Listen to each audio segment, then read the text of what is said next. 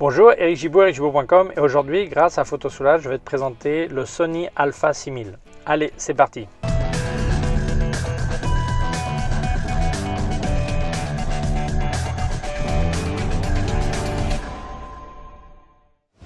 Alors tout d'abord, merci à Photosoulage de me présenter le matériel et comme toujours, me laisser dire ce que j'ai envie de dire. Et donc, pour toi, c'est un plus et pour moi, c'est aussi un gros plus. Comme je dis, ce qui est bien, ce qui est mal. Voilà. Alors, beaucoup de gens, après avoir vu mon test du Sony Alpha 6400, je te laisse un lien par ici, me demandaient de donner mon avis sur le 6000. Et moi, je ne pensais pas le faire parce qu'en fait, c'est un appareil photo de 2014. À chaque fois, je pense qu'il va être retiré. Puis finalement, il est toujours là. Parce qu'en fait, dans la gamme 6000, Sony a 4 appareils photo actuellement, a le 6000, le 6300, le 6500 et le 6400. Alors, ils ont tous le même capteur, c'est un capteur de 24,3 millions de pixels. Le 6000, c'est le plus basique, c'est le plus ancien. Après, il y a le 6300, ils en vont rajouter certains trucs. Le 6500 qui a un stabilisateur dans le boîtier. Et le 6400 qui est super plus poussé au niveau de la vidéo et de la mise au point et qui a aussi un écran complètement relevable parce que l'écran du 6000, je le présente déjà, il est orientable comme ça, inclinable en fait, et inclinable comme ça. Moi j'aurais aimé qu'il soit plus inclinable vers le bas parce que si tu fais une photo en regardant au-dessus de ta tête, ça serait un petit peu mieux. Bon, enfin bon, ça c'est vraiment en grosses lignes les différences en fait. Hein, ok. Après je te dirai les autres détails. Mais bon, donc comme il y a ces 4 appareils, moi je disais bon, bah, le 6000 ils vont peut-être l'enlever. Puis apparemment il est encore là, mais non seulement il est encore là, mais à un prix super. Donc c'est pour ça qu'il y a beaucoup de gens qui s'intéressent et ils voulaient avoir mon avis. C'est un appareil photo APS-C mirrorless, donc sans miroir. Je vais te raconter les caractéristiques de l'appareil photo. Je vais aussi te passer des photos des vidéos que j'ai fait. Alors évidemment, ce n'est pas les super photos et les super vidéos, c'est simplement des tests pour voir un peu comment ça va. Et je te raconterai. Alors, premier truc, cet appareil photo, comme ça fait longtemps qu'il est sorti, il y a pas mal de magasins qui l'ont en stock depuis longtemps. Et le résultat, c'est que c'est possible que dedans, il y ait un firmware qui soit vieux, le programme qu'il y a dedans. Donc, je t'invite, si tu l'achètes, à actualiser le firmware, la dernière version qui est sortie en mars 2019, je crois en mars, je crois, voilà. Et donc qui te permet d'avoir de nouvelles fonctions ou les fonctions existantes améliorées. Donc c'est très important que tu actualises le firmware de cet appareil ou n'importe quel appareil, mais enfin celui-là plus que tous, parce qu'il ne vient pas juste de sortir, sinon ça fait pas mal de temps qu'il est là, donc il y a peut-être un firmware ancien dans l'appareil que tu achètes. APS-C mirrorless, 24,3 millions de pixels. Alors un système de nettoyage du capteur par vibration ultrasonique. Après, c'est un appareil qui est aussi bien pensé pour le débutant que pour l'intermédiaire, que pour l'avancé, et je peux même dire que certains professionnels m'aiment beaucoup pour l'utiliser sans aucun problème. Alors, je vais te faire une petite visite. Alors, dans quel sens pour les débutants? Dans les débutants, par exemple, tu as les configurations, les typiques, si tu ne veux pas éditer dans l'ordinateur, directement tu peux faire les noirs et blancs, les effets sépia, les effets pop art, les effets sur les photos, tu peux faire directement. C'est un truc que j'utilise jamais, mais il y a des gens qui aiment bien. Après, tu as les modes scène. Si par exemple tu ne sais pas configurer ton appareil photo, tu mets le mode scène portrait, paysage nocturne, un truc comme ça, intérieur ou fête, je ne sais plus ce qu'il y avait. Et puis ça va te faire une configuration plus ou moins utile. Voilà. Donc tout ça, c'est des trucs de débutants, mais c'est très bien pour démarrer, pour justement pouvoir se lâcher, quoi. L'intermédiaire, parce qu'évidemment, on peut tout faire en manuel si on veut. Toutes ces configurations, on peut les faire soi-même. Et le professionnel, parce qu'il y a plein de fonctions qui sont parfaites, qui vont très bien. Alors, l'utilisateur avancé, normalement, ce qu'il aime bien, c'est une séparation de la configuration de la vitesse de la configuration du diaphragme. Eh bien, dans cet appareil photo, tu l'as. Ici, tu as une roue, une molette pour un truc. Et après, cette petite roue derrière, elle tourne aussi et elle va te donner l'autre. Tu peux configurer, si tu veux, ici la vitesse et ici le diaphragme ou vice versa. Donc, tu configures. Mais ça, c'est un truc important et ça se voit rarement dans des appareils de ce prix. Voilà, normalement, dans ce tarif, tu as un bouton que tu appuies. Alors, tu as une molette qui fait la vitesse ou le diaphragme. Et quand tu es en manuel, comme il n'y a qu'une seule molette, tu appuies sur un autre bouton en même temps pour faire l'autre. Voilà, donc c'est pas pratique. En plus, il y a un truc qui est fantastique. Je te l'allume là. Il y a un bouton FN. Et tu vois, ça sort des menus là. Ok.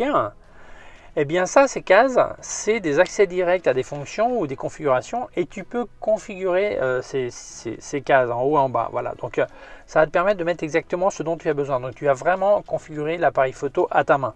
Et ça, c'est un truc qui est très important, surtout pour un utilisateur avancé ou un professionnel qui veut vraiment avoir accès rapidement à ces configurations. Donc ça, c'est super. Tu as une autre touche fonction ici, dans un coin là, voilà. Donc ça va bien. Alors, je continue. J'arrive tout de suite aux ISO parce que Sony a fait sa réputation sur les ISO et donc sa réputation sur d'autres choses aussi, mais beaucoup de gens parlent des ISO. Donc n'oublions pas que c'est un appareil photo de 2014. Comment se débrouille-t-il? Eh bien, il va de 100 à 51 200 ISO. Alors je vais te passer des photos que j'ai commencé à 800 et comme tu vois à 3200 et 6400 ça va encore très bien. Mets la date dans ta tête. Moi j'avais un Canon 5D Mark III. Il avait des résultats similaires ou pires. Donc, je pense que c'est quand même impressionnant pour l'époque. Hein. Donc, c'est un truc qui est complètement dans la route. C'est-à-dire, si tu vas faire des photos et tu as besoin de 3200 ou 6400 ISO, il n'y a aucun problème. Voilà. Le système d'autofocus, c'est un système d'autofocus par détection de phase et détection de contraste qui va très bien, 179 points, ce qui est excellent. L'autofocus, tu as automatique. Le simple, c'est-à-dire, tu fais ta mise au point. Et après, tu peux recadrer, ça va par lâcher la mise au point. Et le continu, pour la photo d'action, mouvement, tout ça. Il y a aussi détection de sourire, visage sourire, et aussi détection d'œil. Donc, c'est quand même des trucs que maintenant tout le monde commence à parler. Et il l'avait déjà, enfin, je crois que c'était rajouté par firmware, ça. Hein. Mais ça y est. Après, tu as le focus picking. Alors ça, c'est très important. C'est-à-dire que si tu veux faire de la mise au point manuelle, ça t'indique exactement dans l'écran où la mise au point est faite. C'est un avantage, c'est-à-dire si tu veux utiliser des vieux objectifs avec un adaptateur, en faisant la mise au point manuelle, tu sauras où elle est faite. Donc tu gagnes énormément de temps et surtout tu évites énormément d'erreurs. Mais ça te permet d'utiliser des gammes d'optiques impensables. Moi je connais quelqu'un qui utilise cet appareil photo avec un Pentax Tacumar 55 mm, je crois, f2. Il lui a coûté 80 € et ça lui permet de faire des portraits fantastiques, quoi. Donc je pense que c'est quelque chose qu'il faut regarder de près. Alors c'est un petit flash intégré, alors on dirait Robocop, comme tu vois. Hop. Ok. Alors le flash synchronise à 1 160e de seconde. Moi ça me semble un peu juste quand même, j'aurais préféré un 200e, mais enfin bon, avec ça on peut se débrouiller quand même. Évidemment tu as une griffe de flash pour flash externe, sans problème, avec point de connecteur central si tu veux mettre un flash manuel de n'importe quelle marque. Compensation d'exposition -5 + 5. Après, la molette, comme d'habitude, tu as priorité ouverture, vitesse, manuel, vidéo, panoramique, les accès aux scènes, mode P et tout ça. Bon, c'est un truc classique que je dirais que tout le monde a pratiquement. Alors, au niveau de l'exposition, il y a aussi, comme j'avais mis, je mettrai peut-être un lien, j'ai expliqué sur Olympus comment ça marchait. Sur l'écran, ça t'indique les zones en temps réel où ça va être surexposé ou sous-exposé. Et là aussi, tu as un système similaire. Bon, c'est pas des tâches comme sur Olympus, c'est des rayures, un style zebra. Mais ça te permet de savoir comment va l'exposition sur ta photo avant de faire la photo. Donc ça permet de jamais te tromper, quoi. Alors le viseur c'est un 100%. Ce que tu vois là-dedans c'est ce qu'il y a. Il n'y en a ni en trop ni pas assez, c'est ce qu'il y a. Et l'écran c'est la même chose. À mon avis trop brillant. Hein, j'aurais préféré un truc plus mat. Moi je sais pas pourquoi ils font pas des écrans mat sur tous les appareils photo. Mais enfin bon, moi je trouve un peu brillant.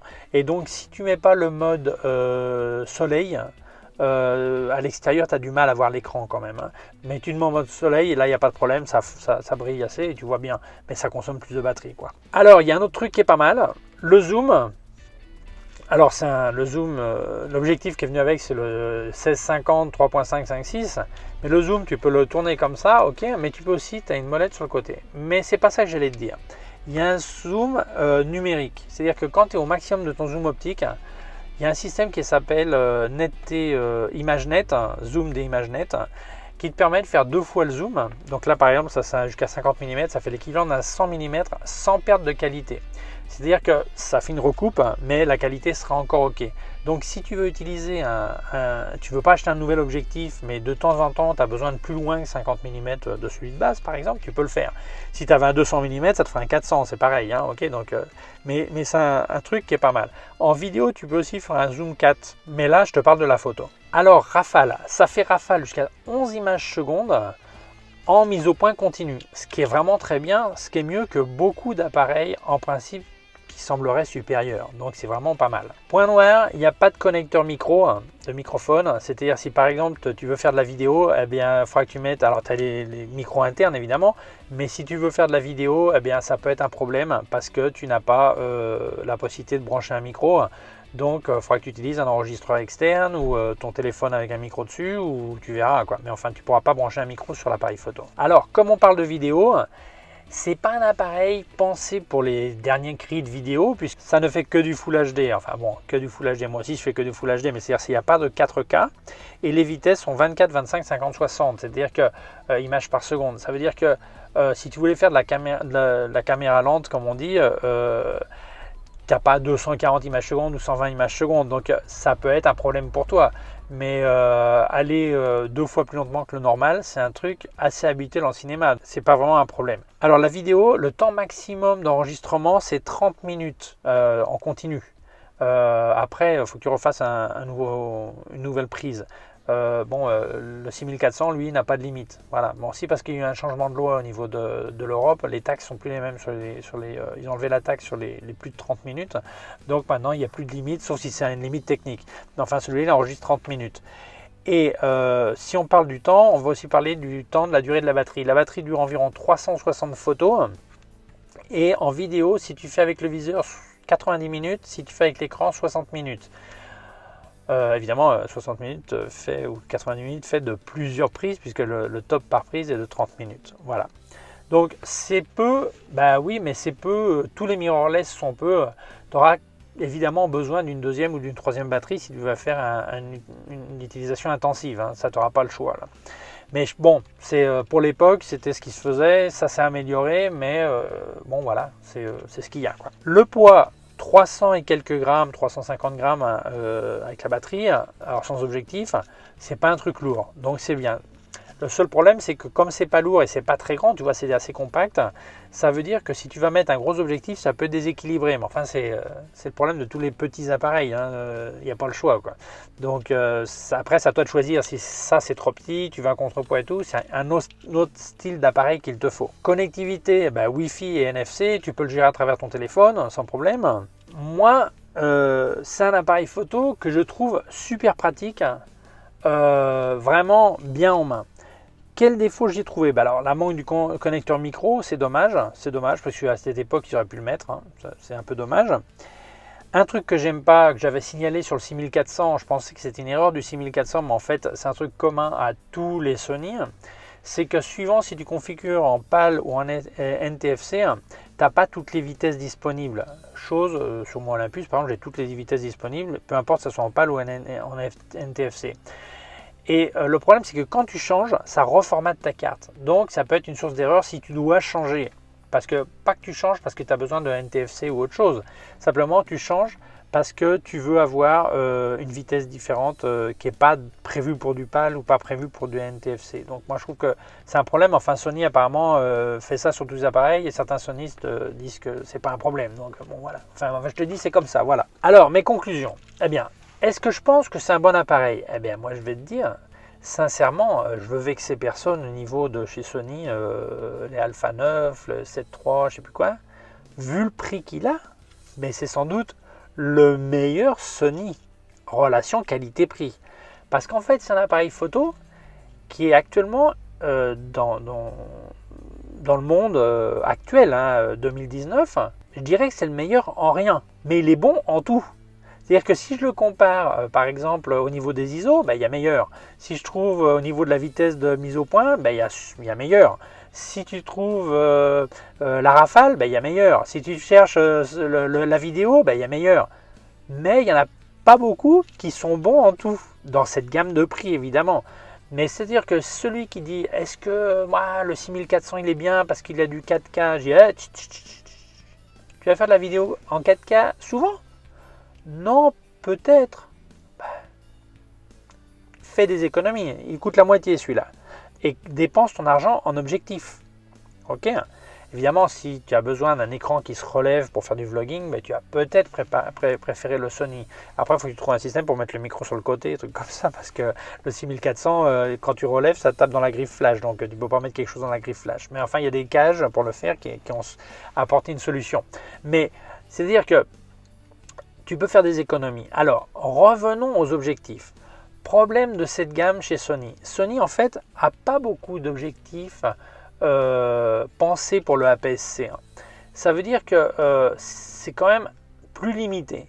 Mais, il y a Sigma qui est une gamme super pour ces objectifs, pour ces appareils photo. Il y a une gamme qui a un 19, 30 et 60 mm 2.8 qui coûte dans les 150 ou 170 € l'objectif. Je te laisse un lien sur une vidéo que j'avais fait sur les Mac alternatives. Mais Sigma a aussi sorti une gamme pour ça qui ouvre à 1.4.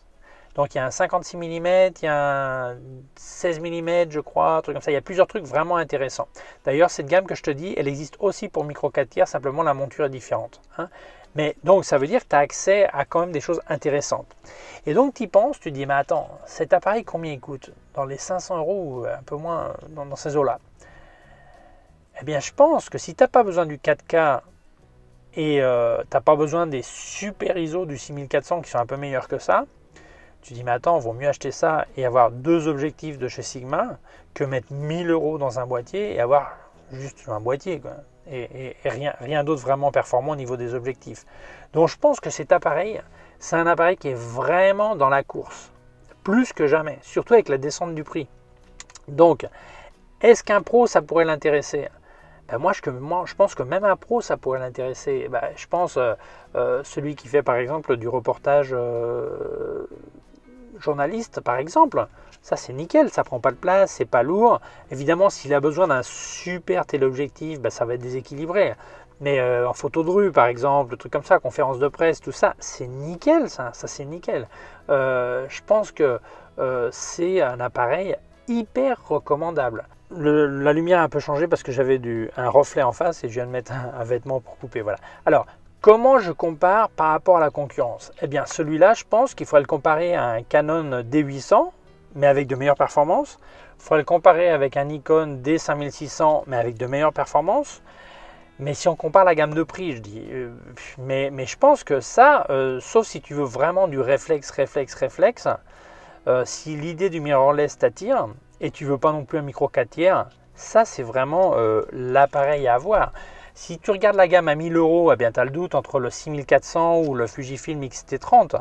Mais si tu regardes cette gamme de prix, il y a le Canon M50, mais qui est un petit peu mieux préparé, mais qui a très peu d'objectifs dans la gamme M. Tu montes un adaptateur pour mettre autre chose, mais je pense que ça, c'est vraiment un truc qui est complètement dans la route. Le seul problème de Sony, ce sont leurs fans qui sont fanatiques et excessifs. Mais sinon, cet appareil photo, ça reste un appareil vraiment super, quoi. Donc, est-ce que moi, je le recommande? Oui, je le recommande sans aucun doute. Surtout si tu as ce budget, quoi. Si tu as ce budget, ne réfléchis pas trop longtemps. Parce qu'en réflexe, je pense que dans ce budget, ils sont pratiquement tous inférieurs à ce que te propose ce Sony qui a pourtant bientôt 5 ans, quoi. Donc je pense que c'est une grande opportunité de démarrer en mirrorless dans le monde de la photo à un tarif vraiment intéressant. Et bien voilà, j'espère que cette vidéo t'a plu. Merci beaucoup à Photosoula de m'avoir prêté l'appareil photo. Si tu penses que cette vidéo peut intéresser d'autres gens, tu peux la partager dans les réseaux sociaux, il y a un bouton par là. Et aussi, si tu n'es pas abonné à ma chaîne YouTube, je t'invite à le faire. Il y a aussi un bouton, une clochette, si tu appuies dessus, tu recevras un avis quand je monte une nouvelle vidéo. Mon site web ericgibaud.com/fr pour la version en français. Mes cours de photographie en vidéo ericgibaud.com/fr/cours en ligne. Si tu as une quelconque question, tu peux m'envoyer un email à info@ericgibaud.com ou mettre un commentaire dessous. Et dessous en description, j'ai aussi mis des liens vers mon matériel sur Amazon et aussi des liens vers d'autres sections de ma chaîne YouTube. Merci beaucoup, au revoir.